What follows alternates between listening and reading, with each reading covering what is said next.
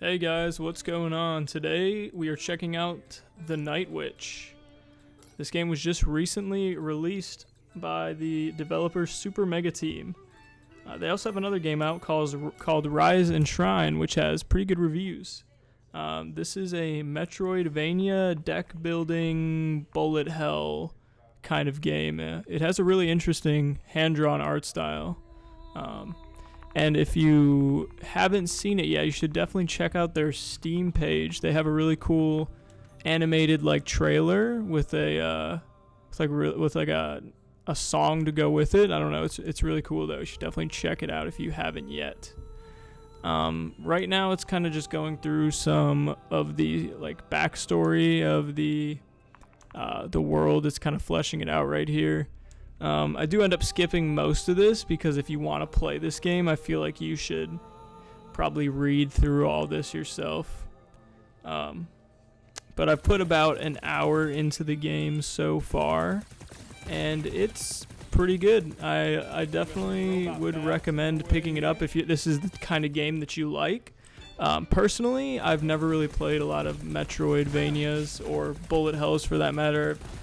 They just get a little chaotic for me and I get frustrated. But this one is definitely worth checking out. As somebody who doesn't like these kind of games, I actually did enjoy playing this and I can see a lot of potential in it. Right now, we're playing as Robin. This is kind of the main or the leader of the Night Witches. She's like the most powerful. So this is still the backstory of how we get to where we actually play the game through and our character. From what I understand, Robin there's these guys from a different planet who use these evil machines to control the world or something, and then Robin ends up or they destroyed the world, and then Robin ends up sending them away, and then this guy right here explodes massively and destroys the entire surface of the world, so people end up moving underground or something. Right here you can see I just used one of the spells. So that's one of the cool things. You can see the spell cards in the bottom right. It's actually the deck building aspect. As you go through the game, you will find different cards, and you can switch your deck up. And in order to use one of those cards, you have to collect magic. I don't know what to call it. You get little magic orbs, and each card, depending on how powerful it is, will use a different amount of those magic orbs. Okay, so now we've fast forwarded in time here. I think it was 15 years or something like that. They're talking about basically the festival for Robin because she saved the world there. So this is the character that you actually play as, Rain. She has, it seems like, all the abilities of a Night Witch, except she wasn't strong enough to become a Night Witch. So that's kind of you're kind of coming from an underground story. That guy right there is actually your husband in the game, and he built a little shooting range for some reason. For you to practice shooting a little bit if you didn't get enough practice in the first fight where you were playing as Robin. Here we did save these guys. So the planet actually got reinvaded by these guys from that Robin sent off into space. And you kind of, from what I can tell, you have to obviously fight back and kick them out again. Coming from this character who was never accepted as a Night Witch. And the way you level up in this game is pretty interesting. You actually, it was kind of gone over a little bit more in the introduction, but you gain power from other people believing in you, so you can find secret rooms with people hidden in them and rescue them, and once you rescue them, they'll believe in you and give you some power, and you'll level up eventually if you find enough of them. So right here I am. This is the deck building.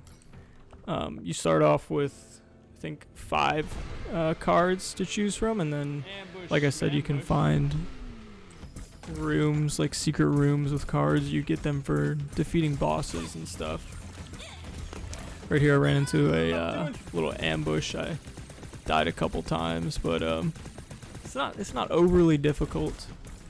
I really think the machine gun. Once you unlock a dodge, because Robin had a dodge in the beginning, and once you play as Rain here, she does not have a dodge. These mana crystals, you can see, I couldn't tell what this blue thing was for a minute, but it's actually like an infinite mana source. So you can kind of like stand around these and just spam cast your spells, which is pretty fun. Here's like a little puzzle aspect to the game. I mean, it's not like, you don't need 200 IQ to solve that one, but there are some like puzzle-based aspects to it. So this is the first NPC trader that you're introduced to. This guy is a skeleton baker, who's really terrible at making armor, but he does make it. So you can find as well in the game little secret rooms with more recipes for him to make. All the ones that I've found so far only absorb up to 1 hit, which I understand in this game. You only have like 3 health, so an extra hit, it can be a lot.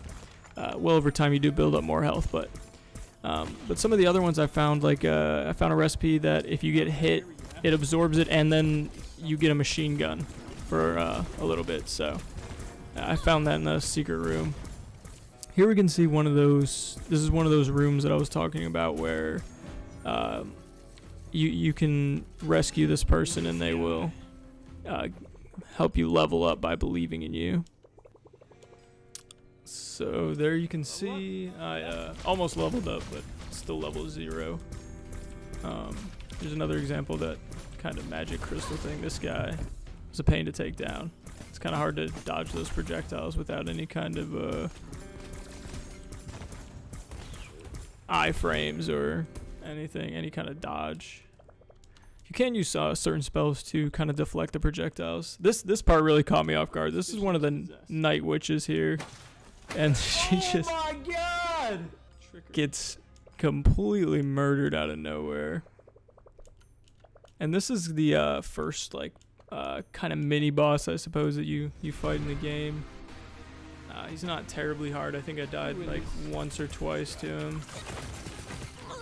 Okay. Once you fight him one time and you recognize his like move patterns, you'll figure it out pretty quickly. He's not too hard. He doesn't have a lot of health either. He's pretty quick to kill. Just gotta watch out for those chains that come out of nowhere. This is like one of the random weapons I found. I was just shooting like it was like a 3-barreled, like almost like a shotgun shot. It's pretty cool. Here's another one of these people that I found, collected. And this is actually another spell I found. It's kind of in like an alternate pathway that you can take.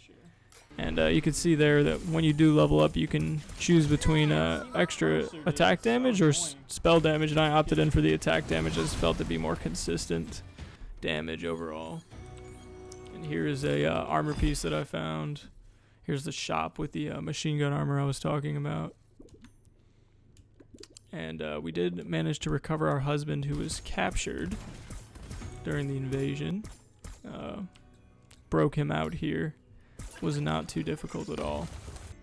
He didn't try to contact like the main castle where Robin is at, and through like a portal, and she can't come through because they're trying to fix it or whatever. So now you've got to go to this like you got to kind of hold off this waves of these guys that are coming to kill you until they fix the portal, so then Robin can come save the day. But I ended up dying a whole bunch right here, and I just kind of ended it. But yeah, it's a good game. I'm gonna play it some more, and I don't even like these games. So yeah, do with that information what you will, and thanks for watching the video.